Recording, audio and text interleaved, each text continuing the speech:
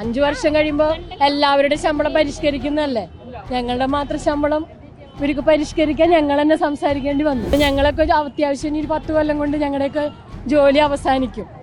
ഞങ്ങൾക്കത് ജീവിക്കണ്ടേ? ഗവൺമെന്റ് കണ്ണു തുറക്കാതെ ഞങ്ങൾ എന്ത് ചെയ്യുമോനെ?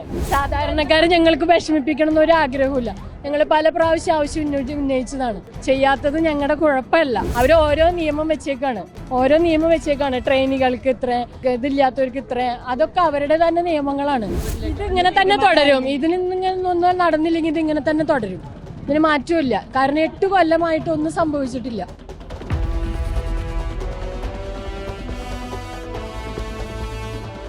നമസ്കാരം. നമ്മുടെ സംസ്ഥാനത്തെ സ്വകാര്യ ആശുപത്രികളിൽ ജോലി ചെയ്യുന്ന, അതായത് 400-ലധികം വരുന്ന സ്വകാര്യ ആശുപത്രികളിൽ ജോലി ചെയ്യുന്ന നഴ്സുമാർ പണിമുടക്കിലേക്ക് നീങ്ങുകയാണ്. അവരുടെ വേതനം പുതുക്കി നിശ്ചയിക്കണം, അതായത് മിനിമം വേതനം പുതുക്കി നിശ്ചയിക്കണം എന്നുള്ള ആവശ്യം ഉന്നയിച്ചുകൊണ്ട് അവർ ഇതിനു മുൻപും രംഗത്ത് വന്നിരുന്നു. എന്നാൽ അധികൃതർ ഒന്നും തന്നെ യാതൊരുവിധ നടപടിയും സ്വീകരിച്ചിട്ടില്ല. അവർ ഇപ്പോൾ വലിയ രീതിയിലുള്ള സമരത്തിലേക്ക് നീങ്ങുകയാണ് എന്നാണ് നമുക്ക് മനസ്സിലാക്കാൻ സാധിക്കുന്നത്. എന്തായാലും ഏകദേശം 20-25,000-അടുത്ത് വരുന്ന സ്വകാര്യ ആശുപത്രികളിൽ ജോലി ചെയ്യുന്ന നഴ്സുമാർ തെരുവിലേക്ക് ഇറങ്ങിയിരിക്കുകയാണ്. ചേച്ചി, ഇത് ഇന്നോ ഇന്നലെയോ തുടങ്ങിയ സമരമല്ല. അല്ല,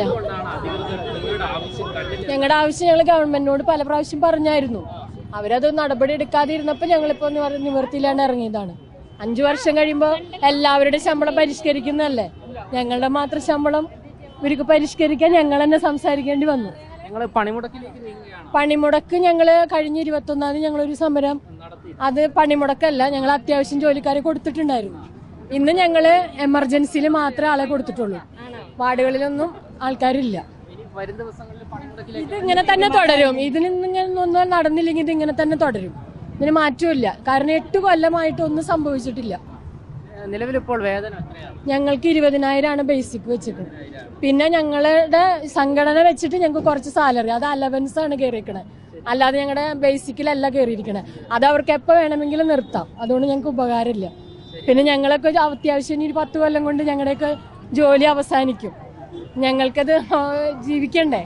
ഇതിപ്പോ സ്വകാര്യ മേഖലയിലുള്ള ആശുപത്രികളുടെ പ്രവർത്തനത്തിന്റെ താളം തെറ്റിക്കാതെ ഗവൺമെന്റ് കണ്ണു തുറക്കാതെ ഞങ്ങൾ എന്ത് ചെയ്യുമോനെ? അല്ലേ? സാധാരണക്കാരെ ഞങ്ങൾക്ക് വിഷമിപ്പിക്കണം എന്നൊരു ആഗ്രഹമില്ല. ഞങ്ങൾ പല പ്രാവശ്യം ആവശ്യം ഉന്നയിച്ചതാണ്. ചെയ്യാത്തത് ഞങ്ങളുടെ കുഴപ്പമല്ല. 20,000 വേതനം ലഭിക്കുമ്പോൾ അത് മുഴുവനായിട്ടാണ് അത് വന്നത്. അർദ്ധരാത്രി 12 മണിക്ക് ഞങ്ങൾ അന്ന് വളരെ കഷ്ടപ്പെട്ടാണ് പിറ്റേ ദിവസം ജോലിക്ക് കയറിയത്. അതുമല്ല, എല്ലാവരെ പോലെ ഒന്നുമല്ല അന്ന് ഞങ്ങൾക്ക് ആ മിനിമം വേജ് വന്നത്. ലഭിക്കുന്ന 20,000 കൃത്യമായിട്ട് കിട്ടുന്നൊന്നുമില്ല. UN ഉള്ളിടത്ത് മാത്രമാണ് അവർ 20,000 കൊടുക്കുന്നത്. എല്ലായിടത്തൊക്കെ പിന്നെ ട്രെയിനീസിനൊക്കെ അവർക്ക് ഇഷ്ടമുള്ള പൈസയാണ് കൊടുക്കണേ.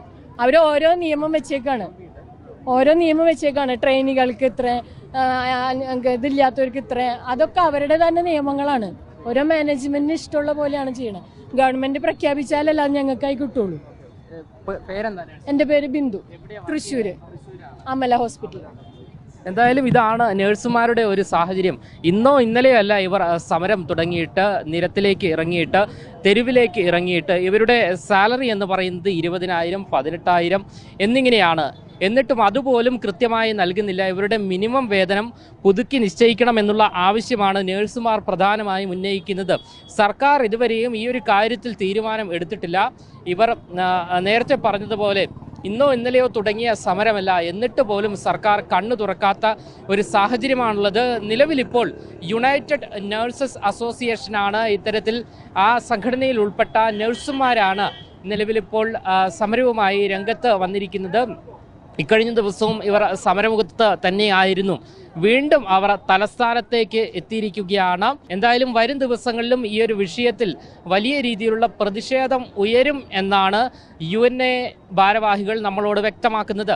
ക്യാമറമാൻ അഖിൽ അശോകിനൊപ്പം അമൽ രുദ്ര, മറുനാടൻ മലയാളി, തിരുവനന്തപുരം.